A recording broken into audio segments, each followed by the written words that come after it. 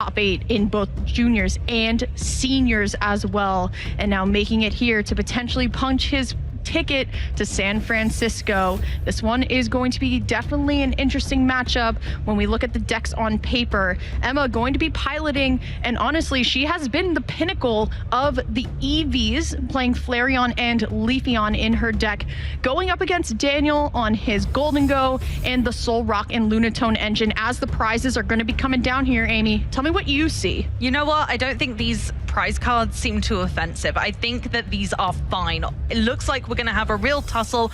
Both of these decks at full power, and one of these two trainers will reign supreme and become our champion. Will it be Emma Hagen or Daniel Magda taking the crown here in Poland, really taking that step further, bringing us a brand new deck to be our champion deck here in Europe Masters Division. There's the fist bump. Let's get right into it. This is a big, important game one here. Let's talk about the decks themselves going into this finals here. It's going to be the Eevees going up against Gholdengo EX here. Now, to give the audience a little bit of background, Emma already has played against a couple of Gholdengos in Top Cut. We last saw her on stream playing against one of her closest friends, Christian Fontenot, on essentially the same exact deck archetype. Now, granted, Daniel Magda is playing this Gholdengo deck. What this deck does best, Amy, is draw the most amount of cards possible, thanks to, of course, Gholdengo EX, but also this new addition from Mega Evolution, this Lunatone. And as long as you have a Soul Rock on your bench, you are able to discard 1 fighting energy and draw 3 cards. It's a massive amount of draw, and honestly, it's already helped what has been a very consistent deck. Indeed, and honestly, this could go either way. Just having a look at the pairings, it looks like these two have faced up against one another in the first phase of the tournament. Looks like round 4, they have already faced one another. This is very interesting here too, as we pass back on over to Emma's turn. Now, granted, a lot of the times players will see a evolution turn 1 and they might kind of look at it strange, but that Eevee with its boosted evolution ability here, as long as it's in the active spot, which it is, can actually evolve on its first turn here. But Amy, look at the setup that we already have from Emma's side. Buddy Poffin and Terra Orb as well. We already have our terrestrial Pokemon ready to go with multiple Noctowls as well, and the rare Candy here too. That's 1 less card that we need to Jewel Seek for. Now, granted, we're not getting an attack here, but we're definitely set up. Oh yeah, on both sides, to be honest. The setup looks pretty clean. We're making a real good stance for both of these players. And now here we go with Daniel Magda's secret box. We already spoke earlier when we saw Christian Fontenot on the stream about the flexibility of the choice of A-Spec in Gholdengo. Now, Secret Box has definitely been a staple for a while for a lot of players in this deck because it brings such power and consistency, and that's exactly what we're seeing here with the discard of a picnic basket, a energy card, and the Mega Mawile EX, a curious invention in this deck indeed. Definitely makes a lot of sense. A lot of Gholdengo players decided to tech this in for the week. That gobbled down attack. The more prize cards you take, it gets stronger. And of course, that being a 3 prize Pokemon that is weak to fire, Daniel wants no part of that on his bench at all here. So once again, having your secret box in your hand, going and finding, of course, all that setup that you need. But here we go, our first lunar cycle here. Let's see what we got. Don't have a direct view here, but there's that air balloon. Okay, straight into the Gimme Ghoul. Now, granted, we definitely have to play very carefully here because that Gholdengo is very, very, very weak to fire. Yeah, he doesn't really want to be caught in any of those flames. Definitely has a melting point that's just about Flareon as far as I'm concerned.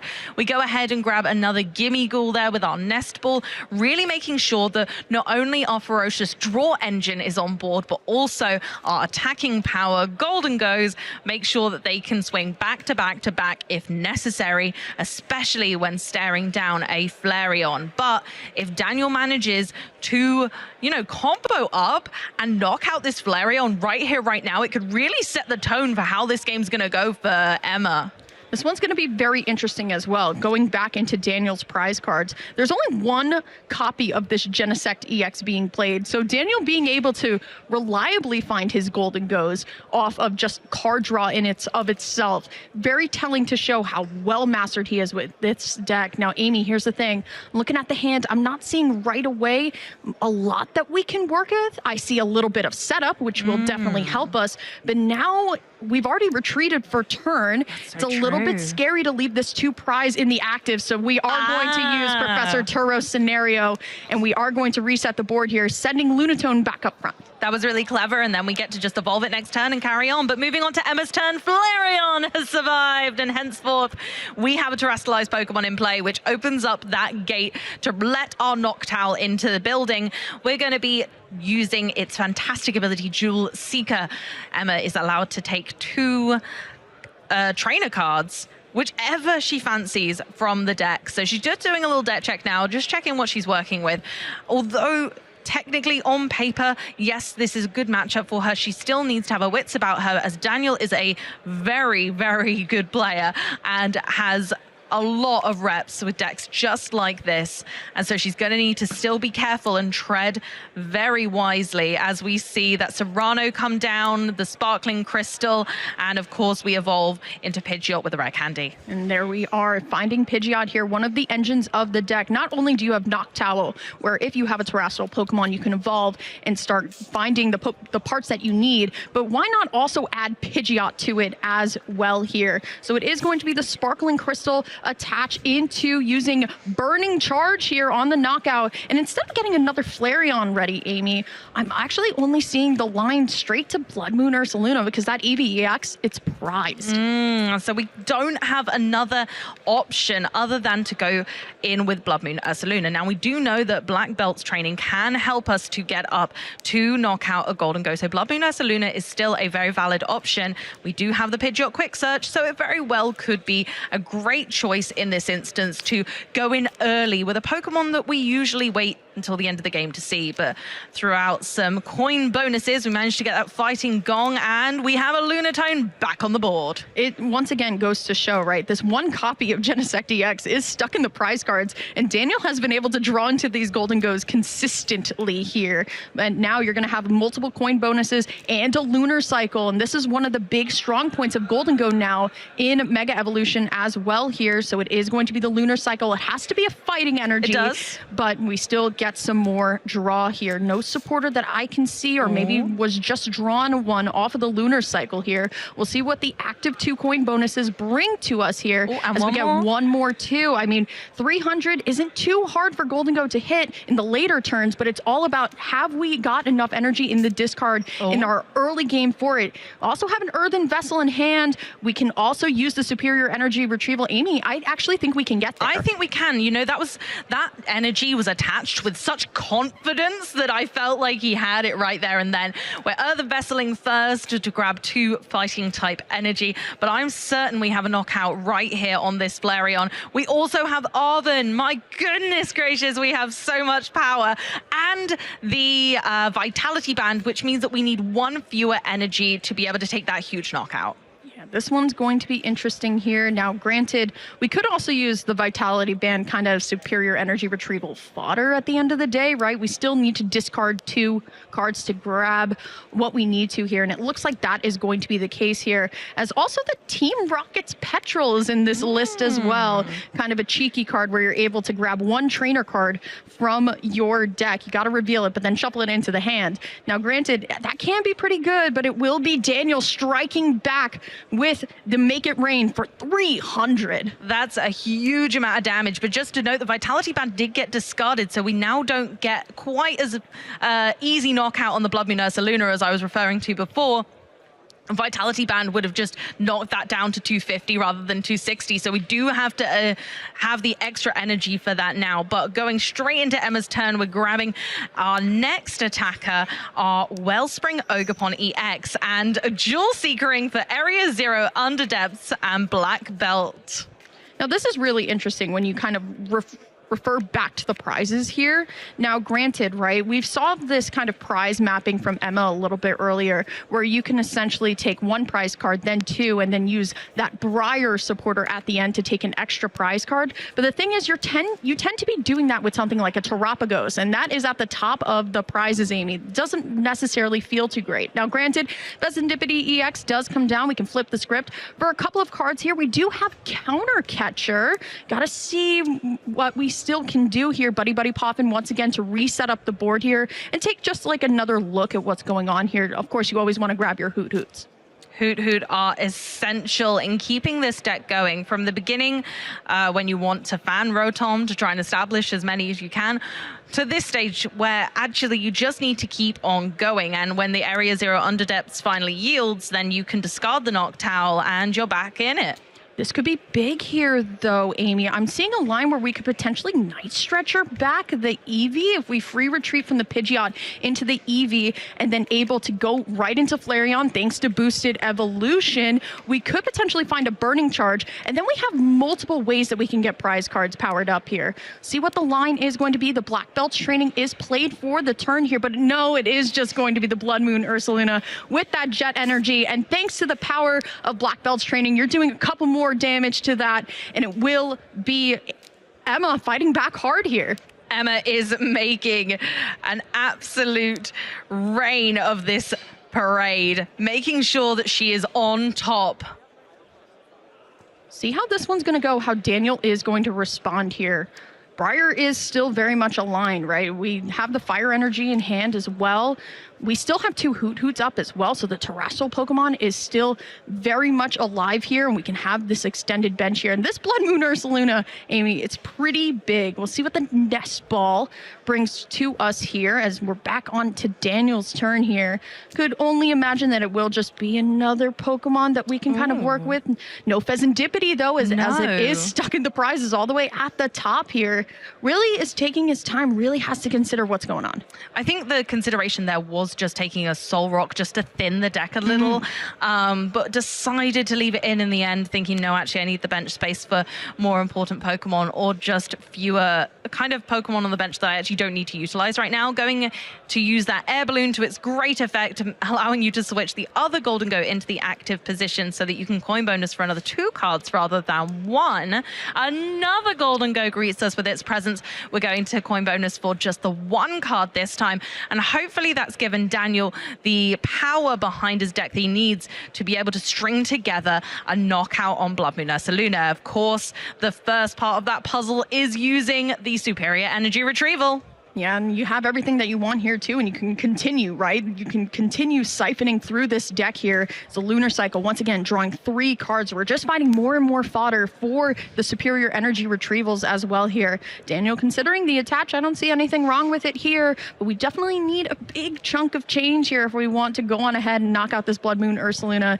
Now, here's the thing, Amy. This deck, Gholdengo, now is a little bit also about resource management, right? So we only have 4 superior energy retrievals in deck. So if Emma is going to go on ahead and bring up another strong, high hit point Pokemon, we have to make sure we're using our resources carefully. We only get 4.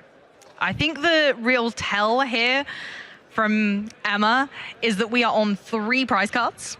If Daniel takes the knockout on this Blood Moon Ursaluna, that is perfect Briar energy right there. We're going for the Pidgeot in an attempt to stifle that potential, meaning that Emma won't be able to search as easily. We won't have access to that quick search. Blood Moon Ursaluna, not particularly a threat right now. The Black Belt's training is gone, so Pidgeot feels like the much more lucrative target this time. And honestly, Emma did an amazing job of resetting up a Terra Pokemon onto the bench as well, so we can still get into Noctowl next turn.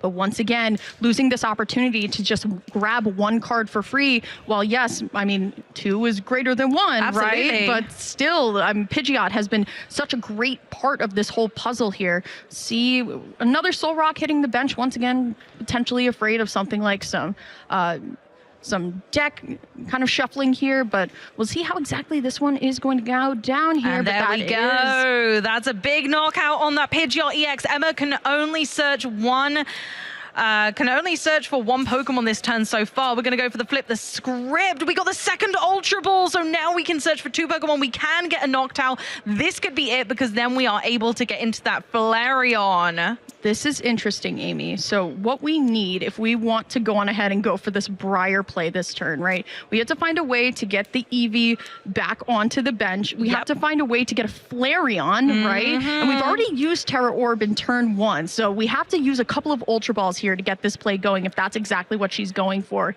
Still looking through the deck here. The Glass Trumpet as well is a great energy accelerator too here. But it's really hard to say. It's a lot of pieces that she needs to piece together right now to do it, and that Pidgeot honestly was the one that was really kind of helping her out here. But it's okay. We're going to go for our Noctowl. We'll go for the Glass Trumpet and the Briar. Second Noctowl, going for the 2 Night Stretchers, and here it comes. We'll be able to Night Stretcher for Eevee and Flareon, right? Still there. Here it is. There's the Eevee. Then, yep, we go ahead. There's the Fire Energy. Here comes the Briar.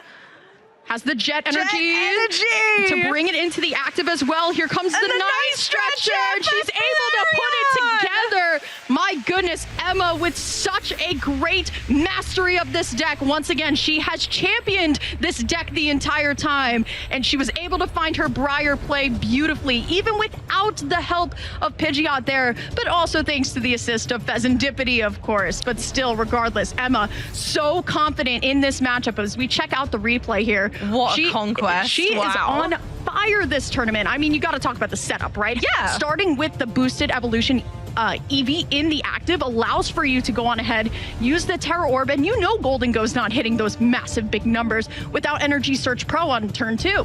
Absolutely, and Daniel just unfortunately yielded that gain of momentum over to Emma. Even with the defeat of this Pidgeot, Emma was able to continue to set up thanks to Noctowl. I love the use of the Ursaluna here, really innovative. Usually Ursaluna is used to close out games using its seasoned skill ability, but this time it was used to take a mid-game KO on a Gholdengo thanks to Black Belt's training. And then we saw it all pieced together thanks to 2 Noctowl, dual seekering the 4 cards we needed to string together the perfect win for Emma in this Masters final of Gdansk Regional Championships. Wow. Once again, it's the mastery, right? It's Emma's mastery. Not only is she, piloting the deck well, but she knows her outs, right? Yeah. That's a big thing. And I want to bring it back to a point that you were making, Amy, is that the fact that we're using Burning Charge to power up Blood Moon Ursaluna. Like, usually a lot of the times Blood Moon Ursaluna, as you said, is kind of that end game cincher, right? But we have this, great ability, or this great attack, I should say, that really does allow for you to kind of maneuver your energy around here. And that's exactly what we are kind of championing with this deck. What it allows is flexibility, whereas Daniel's deck has that aggressive momentum that if you can't slow it down, that it can just rampage through an event and get all the way to the finals, just as we've seen. Ooh, okay, well, I know one thing that we're not going to see this game. Well, it's not going to happen like last game, that's for sure. But you know what? Daniel's prize cards don't look too shabby. Let's see how this goes in game number 2 of the Masters Finals. Letting Daniel, once again, opting to go first here, as he's going to start to get his bench up and running here, starting right away with a Fighting Gong to grab that Soul Rock here. We're going to start cycling through this deck thanks to Lunatone. Once again, this deck does amazing things with its draw power and its draw capability here. See how exactly it's going to go down here, but here's the thing, right, Amy? I mean, a lot of the times, right, these Gholdengo decks actually sometimes really want to go second so they can get their turn 1 Buddy Poppin', and I can't tell by the hand, do we even have a Gimmighoul in hand? I'm not certain we do, We've gone for the attach for turn on the Soul Rock. And, an Earthen Vessel. Okay, so we'll be able to discard a Fighting Energy to draw more cards. So we could get there, but right now it's looking like the Gimmighoul are in hiding. They're a bit afraid of Emma's attack power from last game, I imagine. But we are going to need to see them soon to get Daniel off the mark. It's going to be a little bit interesting, especially if Daniel's not going to be able to bench that gimme ghoul, especially even just one, right? Would help us here. Usually one is fine. Emma's not playing too aggressive on her first turn that we've seen so far, but instead just to pass on over to Emma, no gimme ghoul in sight just yet. So it is just going to be this Ultra Ball discarding. I believe that is a boss's orders and a hoot hoot here to start going through the deck. This is where she's going to realize that the Briar play that she had last time is not available this time here, and that Wellspring Ogre Pond that, you know, honestly, I mean, she does have the Sparkling Crystal in hand. We were able to get a little bit cheeky there, but still no, it is just going to be this Fan Rotom for Fan Call, setting up some more Hoot Hoots, but here we go. Once again, this Pidgey came in really clutch last time. This Call for Family, where she's able to bring down 2 basic Pokemon onto the bench. You can assume one of them has to be Terrestrial. Yeah, that's the thing. Right now, the one thing we're lacking is a Terrestrial Pokemon to activate those Noctowl for next turn. Emma has given herself that insurance policy, putting down the Terrapagos, and that's going to help us. Back on to Daniel's turn. Let's see if we can get some momentum going. Now, Emma having that single prize Pokemon in the active does allow for a Soul Rock knockout this turn, and then leaves Daniel with a single prize board state. I say that's pretty nice, especially when you didn't have the momentum that we're gaining now last turn with the Buddy Buddy Poffin. So here we go with an Artisan as well, really establishing those Gimme Ghoul. Very important to do so at this stage. And honestly, if I were Daniel, I'd be very happy that finally I've got a board full of Gimme Ghoul. That is fair here. See how exactly this one can play out. I don't know if we want to just retreat and then, you know, hit a Cosmic Beam on the Soul Rock to get something started. At least getting the Pidgey out of play, right? I would think Daniel prioritized that in game number 1. It's definitely not the worst idea coming into game number 2 here, especially when you have so much setup. You know, the Wellspring Ogre Pond is not down on the bench. You're not at risk of a torrential pump here, so I don't see the problem. And like we saw in Emma's last game against Gholdengo, keeping a 1 prize board very much is to our advantage. Yeah, and especially with that Briar not in the mix, actually, that, like, obviously Daniel doesn't know that, but it does give that advantage. It gives that wiggle room that we need right now. And okay, we're going with the boss. Oh my, it's got to be the Eevee. It is the Eevee taking it down with Cosmic Beam from Soul Rock, one of my caster picks for this weekend. And I'm glad to see it putting in the reps. This one's going to be interesting, though. No more Eevee, but Emma did a great job of once again calling for family for another terrestrial Pokemon, so we can go on ahead and Jewel Seeker this turn. But I'm looking at the board, and I'm just a little bit uncomfortable, Amy. No move really feels right here. Now, we do have Area 0 Underdepths in hand, so we can go on ahead and actually bump the Artisan here. And I don't know if... Oh, wait, I was about to say, if you want to go into Jewel Seeker and find Pheasantipity, for example, but it's actually already in hand here. Yeah, we have it. Things are looking pretty okay if we're Emma. The question is, what do we attack with? We have Buddy Buddy Poffin as well that we drew into. Some more setup can happen this turn, but it looks like we have so many pieces of the puzzle, Amy, but does it feel right to go back and straight into a Flareon right now when we don't have the Briar play?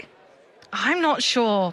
I think the issue is that you're leaving that 2 prize Pokemon in the active, but I feel like it has to be that way, right? Daniel does have a single prize board state. At least if you deal with the Soul Rock, the Lunatone can't activate until another Soul Rock comes around. But, you know, at the moment, I think Soul Rock is really casting a shadow on Emma's board state because there isn't really what I'd call an ideal attack moment right now. Maybe it's a hold back for Emma. Maybe it's a call for family or a kind of...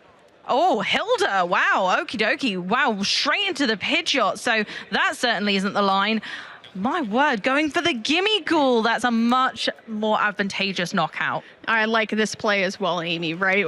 Daniel has taken 1 prize card, and Emma utilizing Fan Rotom instead of putting up this Terrapagos here and just using Assault Landing to take the knockout. So now, instead of having access to Counter Catcher, it is just going to have to be Boss's Orders that gets us through this. But great response from Emma. Once again, mastery of that play. We do have Pidgeot online, which means the target is already set for Daniel this turn.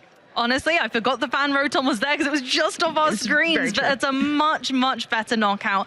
And, you know, taking that little bit of draw support away from Daniel, being able to take a knockout with fan Rotom, a really underutilized card in a lot of decks. A lot of people just use it for the setup, but don't forget it's got a fantastic attack as well, knocks out a lot of basic Pokemon, can really help get things moving. As both players have taken one prize card thus far, we kind of are playing this game of, oh, who's going to take that first big knockout. We're really playing that tug of war right now between these two. Yeah, it's very interesting, right? Because now the problem of, all right, do I want to take one prize or can I find an option to take two comes back into play now on Daniel's side here, right? Once again, Emma, very smart, using the single prize fan Rotom to take the knockout here. Counter Catcher is not live. We have a couple of Arvin, but I don't know, Amy. We can definitely get this Soul Rock out of the active. We can start drawing cards, of course, thanks to Air Balloon, for example, and keeping kind of the draw power going here. But is it just going to be another knockout thanks to the Cosmic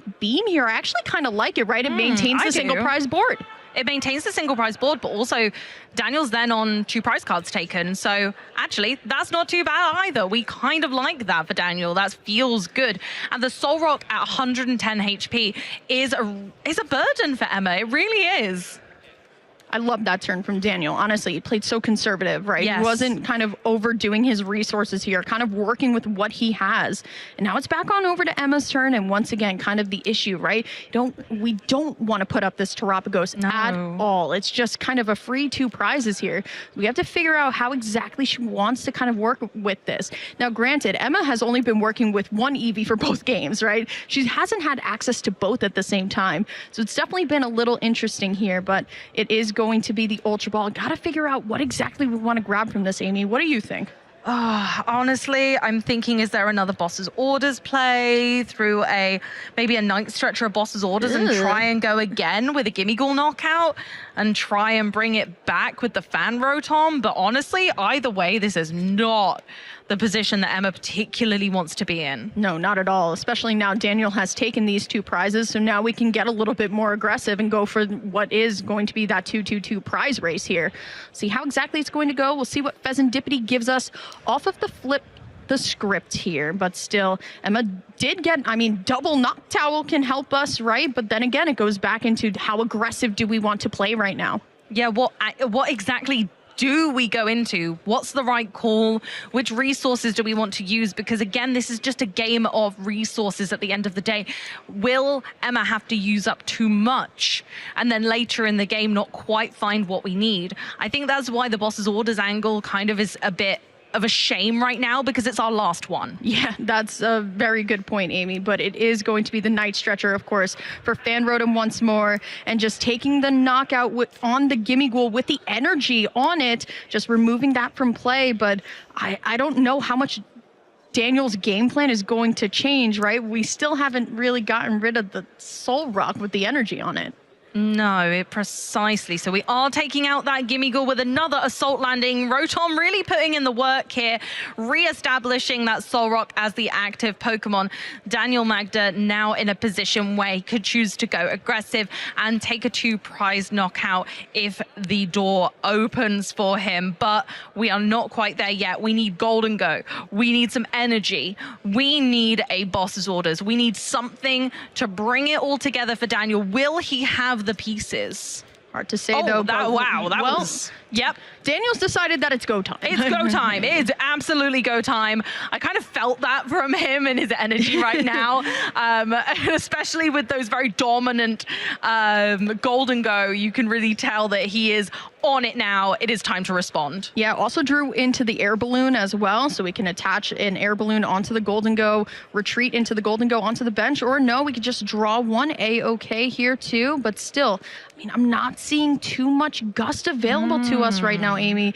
We do have the Genesect that is potentially coming down. I think it's a lot safer to bench it. There's no Flareon that we really have to worry about, but yes, it is going to be the Genesect coming down and hitting the bench right at the top spot. I promise it's there. I know the overlay is kind of covering it, but I promise you that Genesect has hit the board. So we've used Genesect there to thin the deck. I think that's the key point here. Daniel is not drawing into the cards he needs. So what are we going to do? We're going to take the things that he doesn't want to see in those draws out. They're in the hand now. they are no longer a problem. They're also useful for potential discards and things later. However, we're probably going to want to be keeping these Gholdengo. Now, we couldn't have double retreated, so we did only have the one because we retreated with the Soul Rock into the Gholdengo. So we couldn't sadly draw more with those coin bonus this turn. Amy, if it's just a single prize knockout this turn, I'm actually kind of worried for Daniel's prize map here, right? I mean, 2 Noctowls have been used, but I mean, quick search is up, and this would be the green light, I think, for Emma to get things started, especially if we're just going to take one here.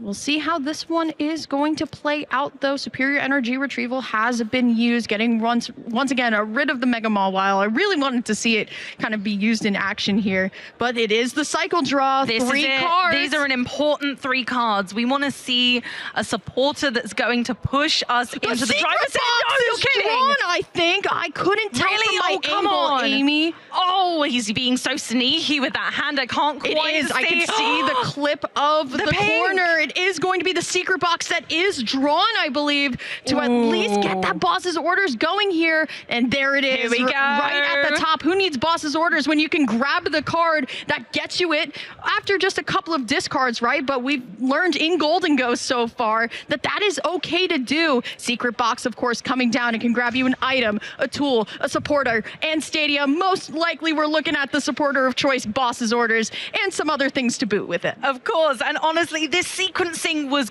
golden. It was perfect. Using the Genesect, thinning the deck, giving himself every possible note that he could hit what he needs with the Lunatone. And boy, did we get it. What a fantastic play. Here's the boss's orders on the Pidgeot. We've seen it before. It worked before. I'm sure that it can work again. Maybe it will slow Emma down enough and give Daniel the gift of a win. This one's going to be interesting, though. I'm not quite sure how many superior energy retrievals we've used so far in this game. I think it's just been one. I think it's just been one, but it's definitely... I know we have another one in hand, and if I'm looking at Emma's deck list, she does play 1 copy of Iono, but the problem is you're up against Gholdengo, and look at all the draw supporters that you have, even if you were to take this out. We've already got a bit of a flurry of energy that's true, for there, and we've got superior energy retrieval, so we are going to be able to knock out this Pidgeot as long as there's enough energy in the discard pile currently. Absolutely, and of course there is. There's been a ton of draws, a couple of retreats as well. We'll see how this one is going to play out, Amy. Here but we it go. is, of course, going to be Daniel making it rain for 300 damage onto this Pidgeot EX. He is 2 prize cards away from evening this set and taking us to a game 3. Absolute dominion of this board state, taking it all the way, saying, I'm not afraid of your Flareon yet. Ooh, this could be massive, though. Flareon is going to come right into the active here. Dare I say, Amy, I really would love to see an Iono this turn. We may just have to... Oh, wait, no, it's actually in the prizes, too. That's so unfortunate here. But unfortunately for... unfortunately for Emma, this is not looking too good. It's not looking too hot for Emma. I saw Emma checking Daniel's prize cards there. I reckon, his discard pile. I reckon that was to search out the superior energy retrievals to see how much wiggle room she has for Daniel not to be able to get up to the HP total of the Flareon. Now, Gholdengo does 50 damage per energy you discard from your hand. But we have the superior energy retrieval, discarding Professor Tourist scenario, and the Buddy Buddy Poffin. It's all coming together.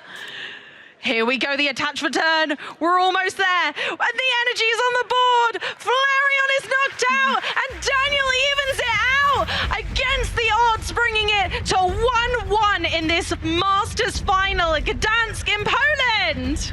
Does not matter if you're weak to fire if you have good prize mapping. And once again, it's going to show that while, yes, the matchup is very hard on paper, if you maintain these 1 prize boards, feels really good here. But the boss's orders very early, Amy, forced Emma into some weird, awkward prize trades. And of course, Emma's prize cards did not help her by any means, right? Briar, the play that won her game 1, not available in that game number 2, and the EVX. But it goes to show, right? Daniel knows how to play this deck and pilot it extremely well. It really did come down to, of course, the lunar cycle for the secret box. Box getting that boss's orders, because if not, I mean, that Gholdengo was very stuck there. And honestly, we could have seen a very different end game. Absolutely, but Daniel did everything in his power to make sure that that Lunar Cycle was going to go his way. He thinned the deck perfectly, took out the Pidgeot, limiting what Emma could do to disrupt his plays next turn, limiting what she could do to set up her own Pokemon. Still managed to get that Flareon going, but unfortunately, she wasn't able to hang in there long enough, and Gholdengo took those final 2 prize cards to even us up to a 1-1 match in our finals. Super exciting. We're going into the last game, the decider, the pinnacle of play here in Gdansk. This is very close. And honestly, Amy, good on Daniel for last game. He didn't even have a gimme goal on the bench on turn 1 here. So once again, this mastery here, the prize cards are going down here. Seeing what we have available, honestly. Oh my goodness gracious. I don't like the amount of nest balls that I'm seeing in there, but you know what? I don't like the fact that there's nest balls and a Buddy Buddy Puffin and a Blood Moon Ursaluna, which we saw to great effect in game 1. Still though, I mean, Emma does play 2 other copies of the Buddy Buddy Puffin here, but we will have to expend some resources with the Ultra Ball, I believe, in hand to at least get our Fan Rotom ready to go here. Gravity Mountain and a Crispin are potentially the targets here. Also has a Crispin in hand. Yeah. His priority is trying to keep the counter catcher though, and if honestly, it could see another potential, you know, Soul Rock play, getting really aggressive like he did last time. But here we go. Emma's about to have a kind of a rude awakening that she's going to need to piece her, you know, puzzle together very, very tight. I think the worry I have here is, where is our terrestrialized Pokemon coming from? Are we going to have to kind of put a Pidgey together to be able to do that again? Because we have the Eevee, but obviously that's going to need to evolve, and I don't think we had it in hand. So how are we going to get these Noctowl online right now? Because it's looking like it's a bit scary. We might have to take the Flareon now and not go for the Fan Rotom and just get it into play to guarantee it next turn. But this is certainly going to slow Emma down as we pass over to Daniel with just a Flareon and 1 Hoot Hoot to boot. What does he have, though, Daniel, in the hand? Obviously, once again, we saw a little bit earlier, the thin to win strategy. Yeah, right? it works. Using Metallic Signal to get 2 Evolution Metal Pokemon out of the deck here, and we'll see how exactly else he wants to set up the deck. Now, granted, I saw a lot of shuffling there. I don't see a Buddy Buddy Puffin in hand just yet. The thing is, I feel like Emma has gone kind of all in on this just one play, Amy, and we don't have a direct out to another Noctowl here, but there's the Buddy Buddy Puffin. We are going to be able to grab some gimme goals, but my question here, Amy, if this Genesect is stuck in the active, can Emma set up another attacker?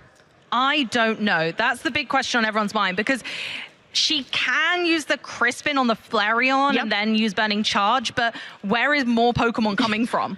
A hopeful top deck of a Noctowl, but the problem is when you have 3 nest balls prize, that's actually not the easiest thing to do here. But the Professor Turo scenario here coming in clutch, once again forcing Emma in such a tight spot here. Daniel playing masterfully, getting the 2 prize liability off the board, and it's back on over to Emma. I don't believe that she drew into a Noctowl or another Pokemon here, so she's forced to Crispin here for Burning Charge, but is she just gonna power up a Hoot Hoot? It's such a difficult thing to understand. I mean, she drew into a Leafeon. She has nothing else here. It is just going to be a Burning Charge onto the onto the Hoot Hoot. Can Daniel piece it all together here? Can he find 300 damage worth of energy cards to get this win here in Gdansk?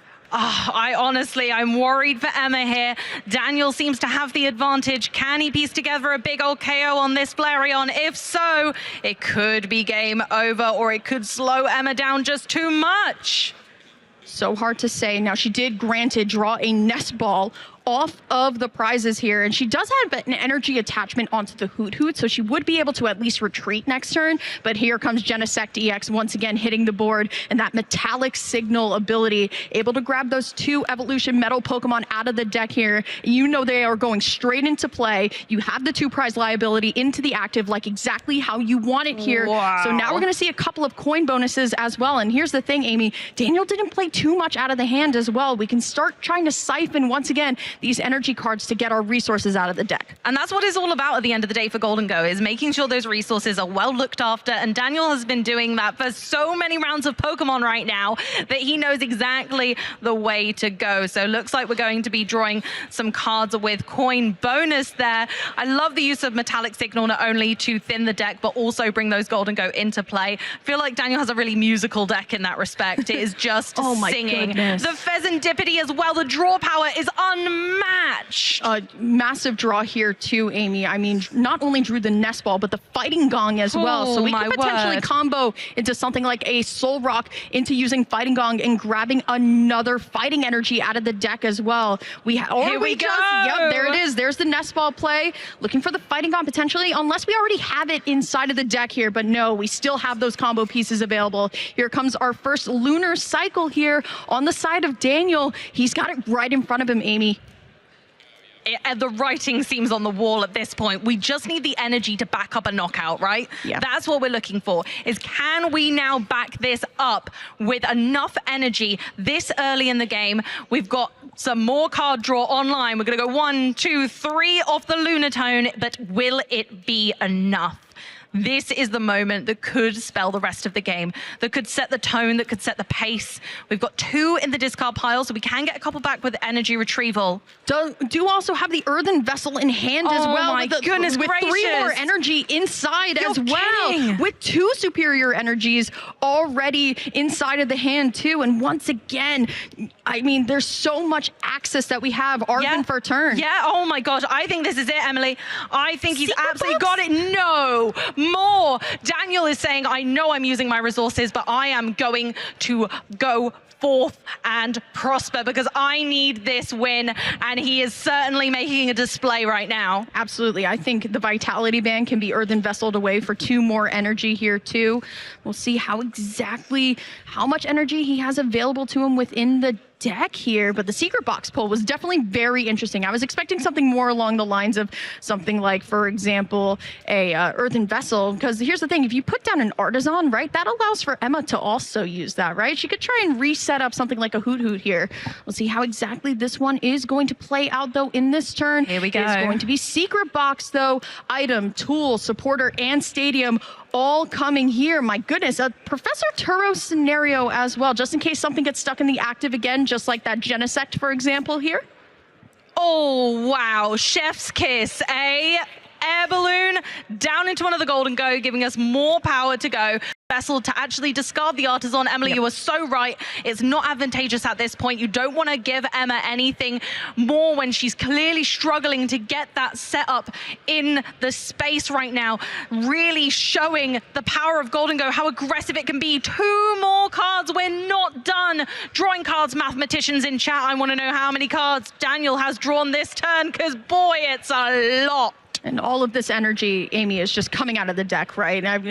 He has the perfect routes to it all. Earthen Vessels, Fighting Gongs, everything. It's all coming out of the deck. And honestly, what he can do is just hold on to it, right? He doesn't have to just, throw it all down, right? He can use enough to get that 300, right? And then just hold on to it for a little bit longer.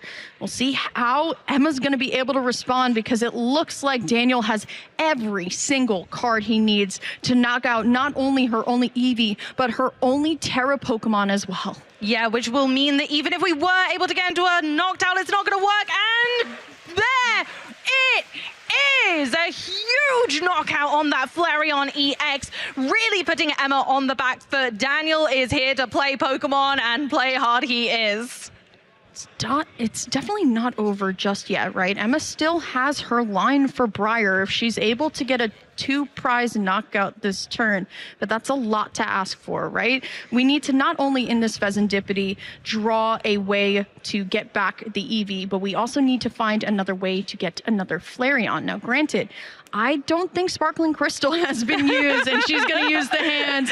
And honestly, I'm putting my power into her hands as well. Yes. As it is going to probably come down to these 3 cards off of Flip the Script. It is all about that Pheasantipity in this moment. These are a the huge judge cut as well. Oh, I love this. 1. Not 2. Nice stretcher. We like that. 3. Boss's no. Oh, that order. doesn't look great. We're going to go for another Hoot Hoot down, but oh my goodness, it's a Jet Energy on Hoot Hoot. Are we triple stabbing? We're triple stabbing. Here we go. I couldn't see, but I think couldn't it's see all 20 of them. damage? Yep, but flipped 30. all 3 heads. Woo! All right, shakes Okay. the hands as well. Oh my and goodness. there will be a concession. Daniel Magda going to take home the gold at Gdansk Regionals, playing that Gholdengo EX, finally getting a regional championship for Gholdengo underneath the belt. Congratulations to Daniel Magda, a masterclass in what this deck can do, and that's draw a lot of cards. Daniel Magda really showing that drawing cards is the ace in the hole. Really striking gold, and he is your Gdansk champion. As we see this replay just show the power of this best of 3. An unlikely victory, but a victory nonetheless. Played so artfully by both players. We started off with the Flareon just taking that slow knockout to begin with. Really fighting back. Daniel managed to take 2 prize cards off of that board state, but Emma came back fighting with this unusual Ursaluna play with the black belt, and of course got the knockout on the Gholdengo to really catapult herself into a demanding position. Yeah, and that goes to show, right, her mastery of her deck as well, right? These unusual lines that Eevee Box can have, where you can kind of find a way, and she was able to draw into double Night Stretcher, the Briar play, right? It was kind of the cherry on top of this amazing game 1 that we were really experiencing here. And honestly, Emma, unfortunately, did not have that much of a better game 2, though. I mean, it was Daniel really taking down the Eevee to start us off, and while Emma fought back hard using her single prize Pokemon to really get things going, it was really just a matter of fact that the prize trade was never truly advantageous for Emma to ever put forward a 2-prizer. Daniel saw that line and just used boss's orders and all of his card draw here.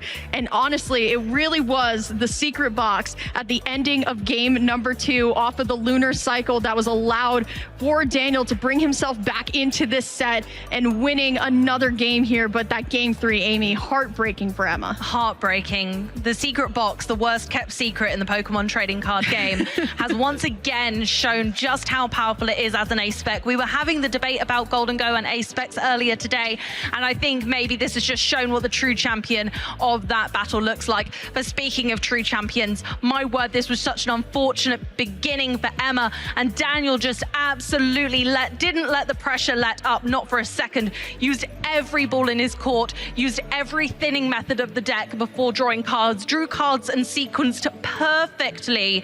I absolutely cannot fault his play, not even for a second.